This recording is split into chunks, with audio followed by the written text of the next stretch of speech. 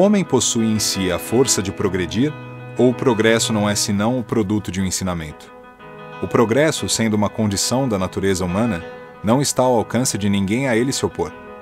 É uma força viva que as más leis podem retardar, mas não sufocar. Quando essas leis se lhe tornam incompatíveis, ele as afasta com todos aqueles que tentam mantê-las, e assim o será até que o homem tenha colocado suas leis em conformidade com a justiça divina, que quer o bem para todos, e não leis feitas para o forte em prejuízo do fraco.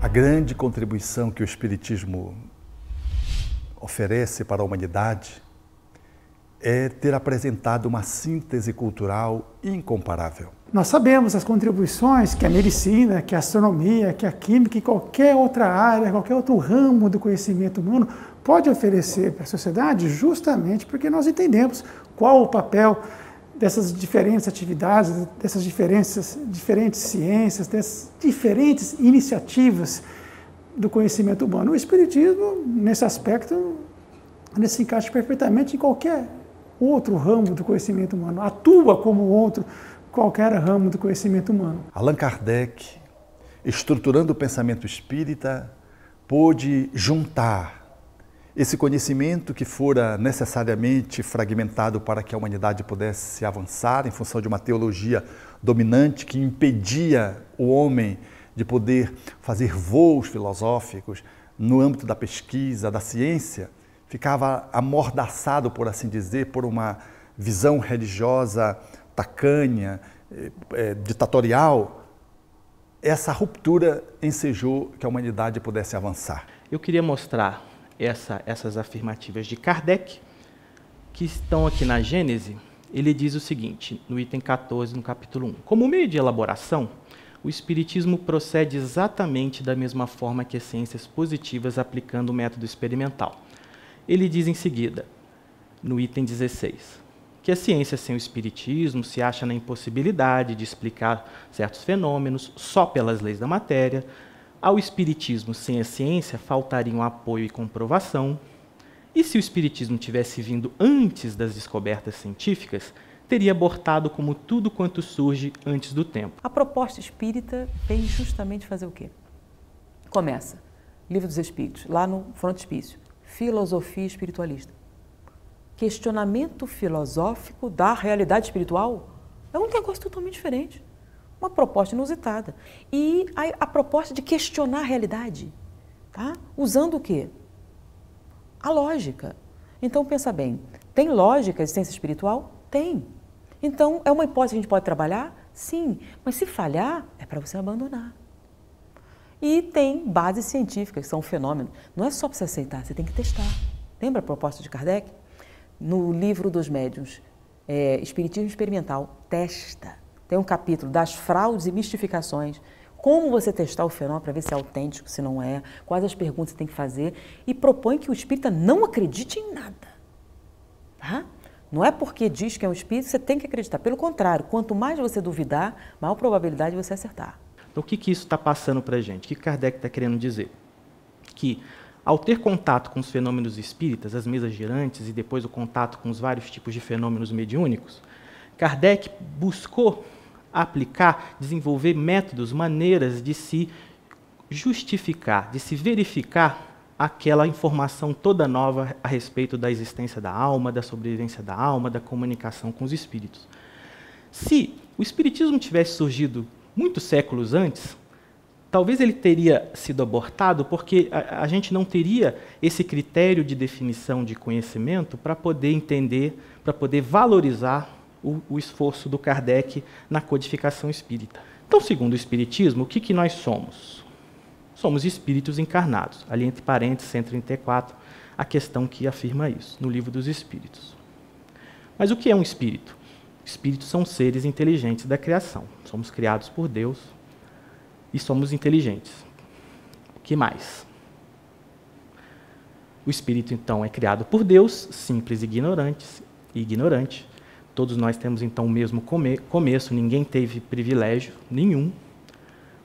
temos todos iguais aptidões para o bem e para o mal, temos livre-arbítrio e somos imortais. Uma vez criados, a gente não morre mais a nossa alma, só o corpo morre, a alma não. Essa acho que foi a grande contribuição, porque desmistificar, né, a história da vida após a vida foi a grande contribuição, e fazer isso através da razão, ou seja, de uma maneira, eu diria, entre aspas, científica. Então hoje, a gente, através dessa visão espírita, a gente acredita que a morte existe, não porque eu tenho fé dogmática, mas eu acredito que eu vou morrer e vou continuar vivendo porque existe uma série de demonstrações.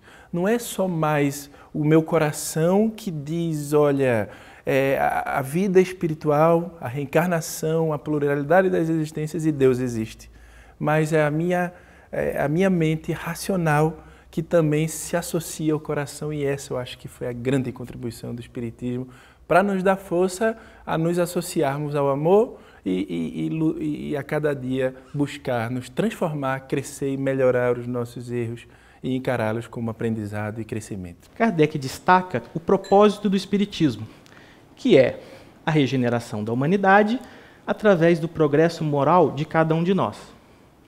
A proposta do Espiritismo é: a gente, ao aprendermos o Espiritismo e vivenciá-lo no dia a dia, a gente progrida individualmente no sentido moral e a gente, estando um pouco melhor, a gente contribua para o nosso mundo ficar um mundo melhor. Uma vez que a filosofia maior da doutrina, o princípio maior é a reforma interior, em qualquer época da humanidade, onde o ser humano se volte para a sua reforma interior em benefício de servir aqueles que lhe cercam, aí está a doutrina espírita.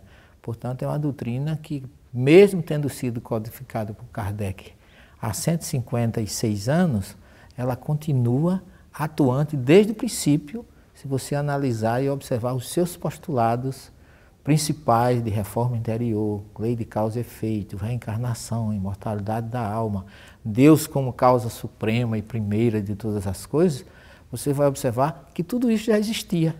Kardec apenas organizou e codificou para agora como terceira revelação a partir do século XIX. Mas os seus postulados, os seus princípios já existiam em todas as épocas da humanidade. Allan Kardec introduziu no Livro dos Espíritos um capítulo que é da lei de sociedade. E esse capítulo é justamente para demonstrar a proposta espírita para a reforma social do nosso planeta. E a reforma social do planeta passa pela verificação do que é mais necessário. E o que é mais necessário é combatermos o materialismo e combatermos o egoísmo do homem. Ele vem exatamente dizer assim, olha, use dos bens da terra apenas para o seu progresso. Use dos bens da terra apenas para a sua elevação.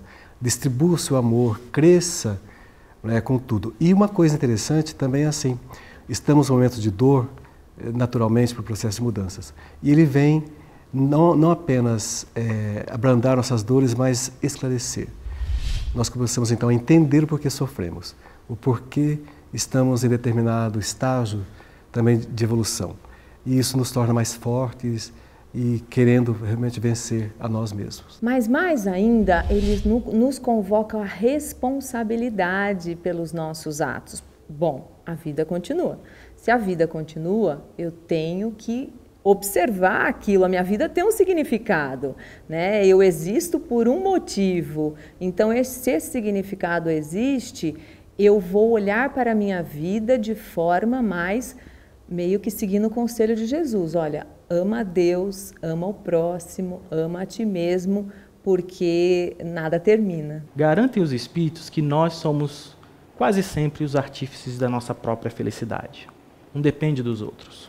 Que a prática da lei de Deus, poupa-nos de muitos males e nos leva a alcançar uma felicidade tão grande quanto comporta a nossa existência grosseira.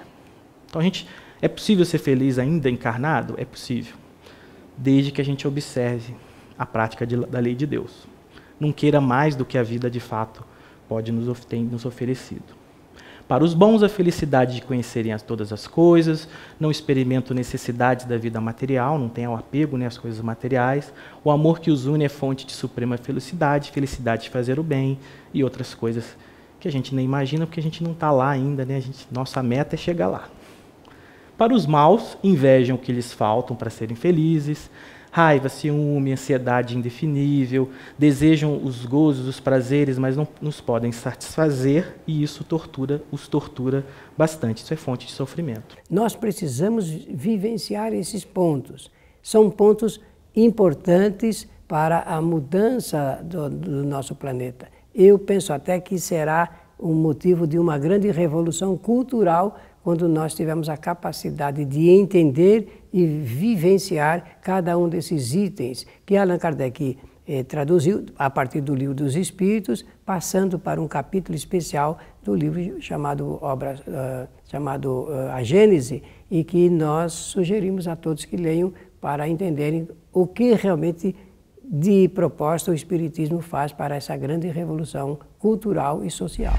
Para que eu possa progredir na minha evolução espiritual, é necessário que eu faça o meu desenvolvimento moral e intelectual.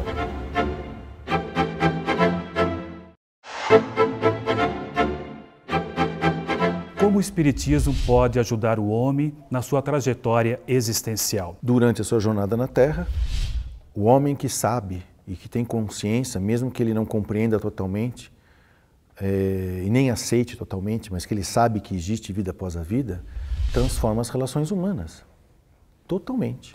Né? Em você sabendo que você não é uma coincidência biológica, que a sua vida física não determina o teu eu, né? Que apenas é uma maneira de manifestar o teu eu por um determinado tempo, ou seja, a eternização das relações humanas faz com que eu repense a minha relação com as coisas, com as pessoas e com os lugares. Assim, o Espiritismo proporciona, num contínuo da vida, mostrando que o ser humano tem várias existências, mas uma vida só. Ele sai do corpo, volta para o corpo, renascendo. Essa perspectiva de que a vida não se extingue, não se acaba, linkando o passado, presente e futuro de uma forma harmônica, enseja que filosoficamente possamos entender a vida, os problemas que nos assaltam, as circunstâncias, às vezes adversas, os incidentes dos acidentes, tendo uma releitura de tudo quanto se passa na Terra, no campo do sofrimento, da dor, mas também do amor, da graça, da afetividade, da loucura ou da genialidade. O Espiritismo ele abre um campo de entendimento para os problemas humanos, que envolve a sua destinação, que envolve as suas origens mais profundas, analisando, portanto, a causalidade de tudo que acontece no aqui e no agora e dando um ensejo de perspectiva futura que dá ao homem a autonomia e uma maior força de viver o hoje de uma forma mais plena. Nesse contexto da vida espiritual que a doutrina dos Espíritos vem nos trazer, ajuda-nos a entender que, para que eu possa progredir na minha evolução espiritual, é necessário que eu faça o meu desenvolvimento moral e intelectual. Com esse conceito, nós ajudaremos a população, ajudaremos a nossa casa, no nosso trabalho, a todas as pessoas a desenvolver. Então, de fato, os Espíritos dizem que o conhecimento do Espiritismo ajuda, mas tem uma ressalva que é importante destacar. A prática do bem e a consciência pura são o que maior influência exerce. Então, o Espiritismo sempre faz a relação do conhecimento com a parte moral, que é o propósito, como a gente viu na outra citação de Kardec, que é o objetivo do Espiritismo. Conhecer o Espiritismo, estudá-lo, buscar praticá-lo, tem um poder preventivo nas pequenas coisas do dia a dia, né, que a gente tem. É nas pequenas coisas que a gente vai criando o bom hábito de reagir sem agressão, da gente pensar mais vezes antes de responder a uma provocação, etc, etc. O Espiritismo, portanto, trazendo a vida futura, agora documentada pela prova da existência da imortalidade do ser através da mediunidade, e documentando a reencarnação como uma lei filosófica, nos ensejando, portanto, perceber a evolução como um processo infinito, nos dá a possibilidade de ter graça na vida e de fazer da vida uma vida digna de ser vivida. E que isso e aquilo que nos aguarda depende da nossa vida, de como a gente leva essa vida. E a gente passa daí a concluir também que a gente não vai agir ou viver para esperar a morte e um momento feliz, porque senão a gente vai ser infeliz também aqui nessa vida. Olhando depois e vendo agora, a gente faz esse caminhar de forma feliz e muito mais tranquila, apesar das nossas dificuldades. Todos nós precisamos passar pelos processos de nascimento e morte. Por quê? Porque através desse processo, o espírito desperta muito. Parece que esse processo de nascimento e morte fica bem representado na figura do plantio. Então, assim como lançamos a semente na terra, para que ela possa frutificar e, enfim, chegar ao seu projeto final, também nós, espíritos, somos lançados nos corpos, grosso modo falando, para que esses nossos potenciais divinos possam, então, aflorar, possam vir à tona e realizar o desígnio divino, que é atingirmos a nossa própria responsabilidade perante a obra de Deus, né? Assumir a parte que nos cabe na obra da perfeição, na obra divina, como ensina o Livro dos Espíritos. Essa é a necessidade da encarnação. Poderíamos lembrar do Instituto do Mérito, para atingirmos determinados patamares de maior felicidade, maior plenitude, temos que ter mérito, temos que ter realizado o trabalho consequente. Nós nascemos, morremos para progredir, é uma lei pedagógica. Deus é infinitamente bom e justo, então essa pedagogia de educação do espírito é uma constante. Num ponto, numa época, num momento que só realmente o Criador sabe com precisão, cada ser nesse planeta, cada pessoa nesse planeta irá morrer.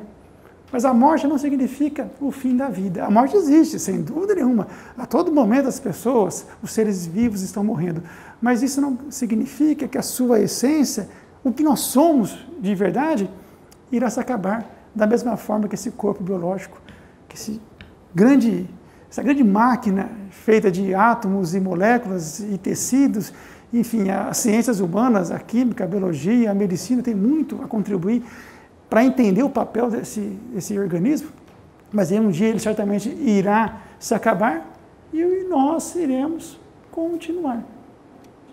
Veja que da passagem do mundo material para o mundo espiritual, a gente mudou aqui um pouquinho a coloração, vamos dizer, desse bonequinho, mas é apenas para dar uma ideia. É um grande erro imaginar que após a morte há uma mudança brusca em cada um de nós. É muito comum, às vezes, as pessoas perguntarem, mas como é que será que eu vou ser quando eu for um espírito? Mas nós já somos um espírito, revestidos, é verdade, com esse corpo. Mas quer ter uma boa ideia do que nós seremos? Basta olhar para o espelho, porque esse corpo nosso é como uma extensão, vamos dizer assim, do que nós somos de verdade. E nessa ida e nessa volta do espírito, através do nascimento, da lei, da causa de nascer, crescer, se multiplicar, perecer e morrer, nós temos um princípio natural em que o espírito pode evoluir em cada existência. Então, à medida que ele termina uma, necessariamente ele tem que recomeçar a outra. Por isso Jesus diz com tanta propriedade no Evangelho de João, capítulo 3, aquele que não nascer de novo não entrará no reino dos céus.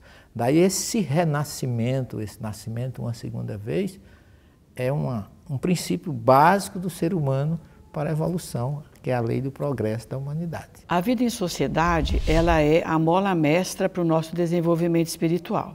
Se uma pessoa viver isolada, viver lá numa montanha sozinha, ela não vai ter oportunidade de conviver com as outras pessoas. O Espiritismo mostra que todos nós somos solidários.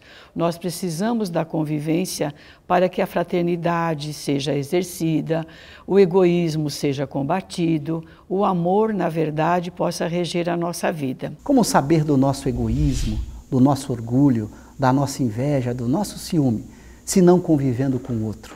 No dia a dia, no ambiente do trabalho, na família, aprendemos muito mais sobre nós mesmos se pararmos para prestarmos atenção.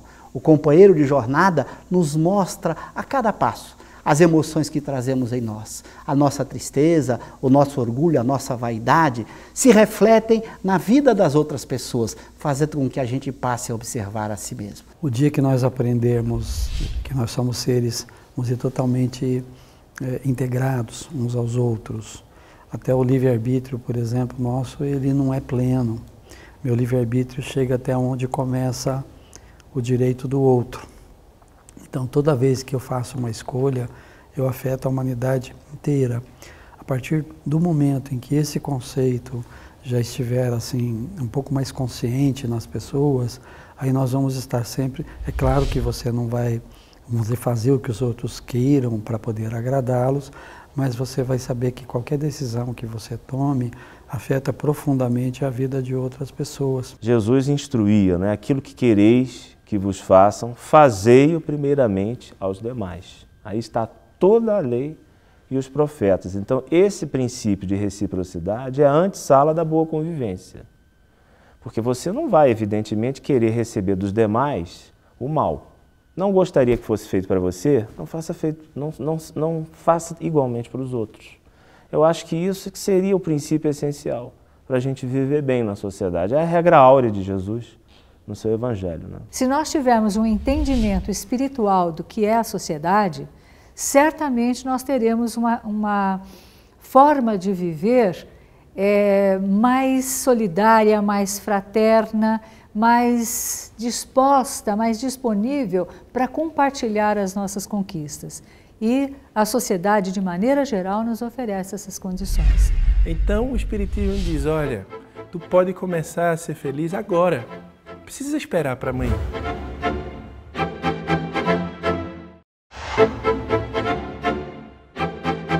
Como viver bem em sociedade? Acho que essa é uma questão bastante delicada e importante. Na verdade, é como viver bem.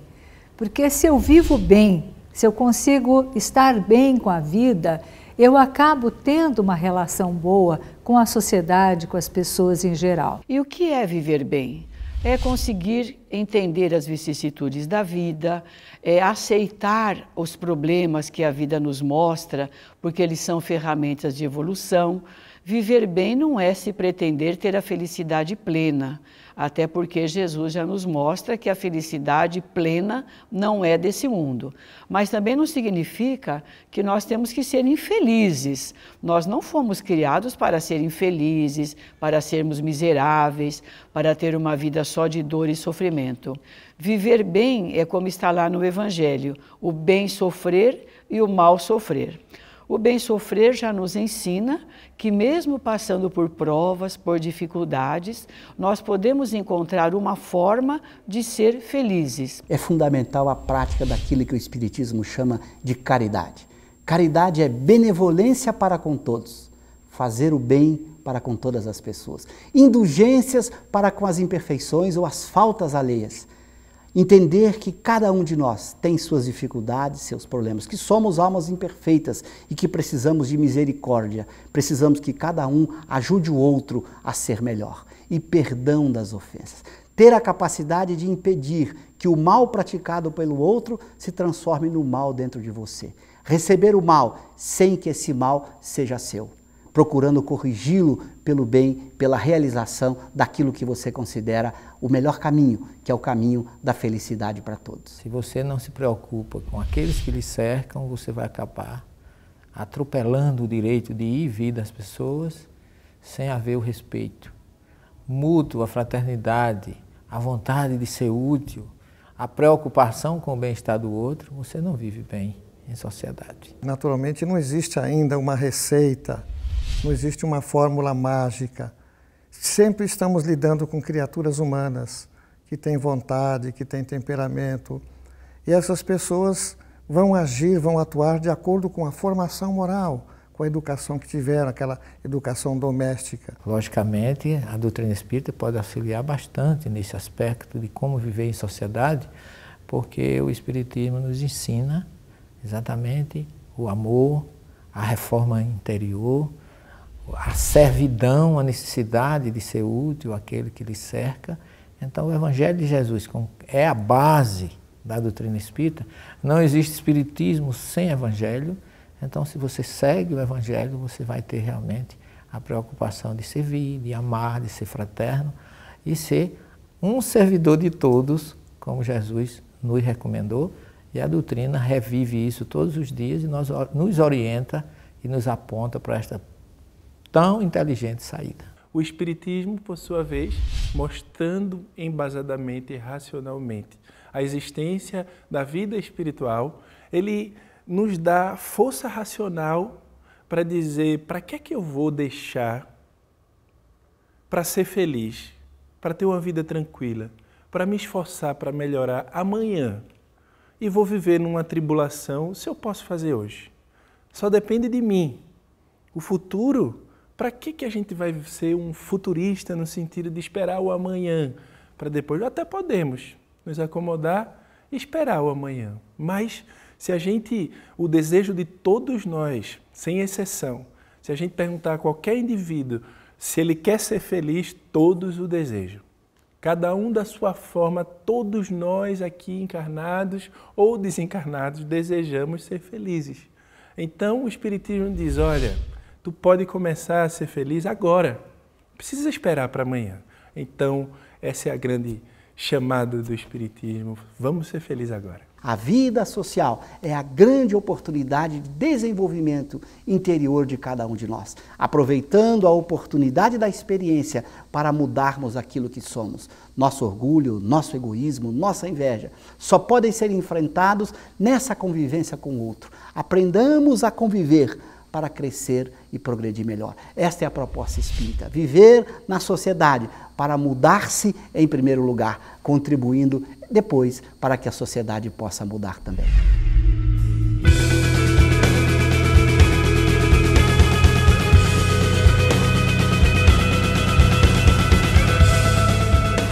As ideias só pouco a pouco se modificam, conforme os indivíduos.